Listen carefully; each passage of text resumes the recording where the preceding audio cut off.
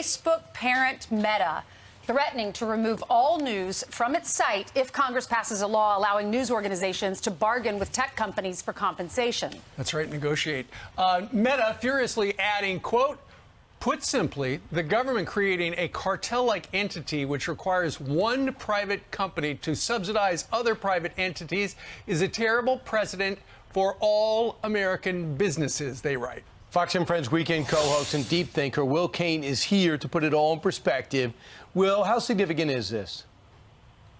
Oh, it's incredibly significant. It's allowing essentially a monopoly in the news industry of all of our traditional news entities to then go into Facebook and say, you have to carry us, and here's what you have to pay us. Right. And Brian, like in any type of, this would be an antitrust exemption. So in any type of monopoly situation, what you do is you control the outlet and you crowd out the upstarts. Now this is why, this is why it's important. I think some of the most important journalism done, certainly over the last year, and I would argue over the last 5 to 10 years, has been independent citizen journalism. Mm-hmm. Where did Elon Musk give the Twitter files? He gave it to an independent journalist at Substack, and Matt Taibbi, and now to another independent journalist in Substack, Bari Weiss.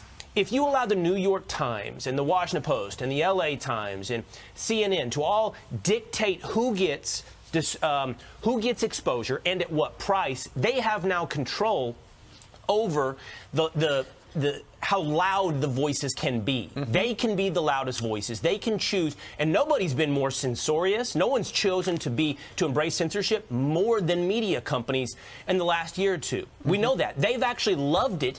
The legacy media companies, because it allows them to crowd out those that would look to compete. This just formalizes it into law.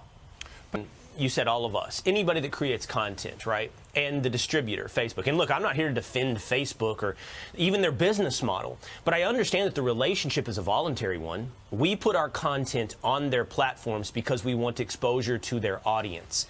And then we can reap some advertising revenue if we want. And look, do I think it's great? Do I think it's a great business model? Do I think it produces the best journalism in all cases? No, I do not.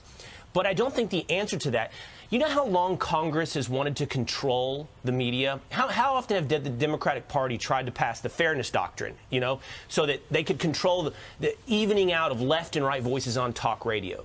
You don't think that if Congress now gets to help coalesce this monopoly, they're going to help determine who's a part of the cartel, who gets in and who doesn't? I'm telling you right now, it will shut down citizen journalism. It'll shut down small business. And by the way, it has the ability to help foreign powers. I mean, some Chinese media company can't come in and be a part of this cartel, even surreptitiously through the New York Times or the LA Times. I don't like this, Steve. I don't like this at all.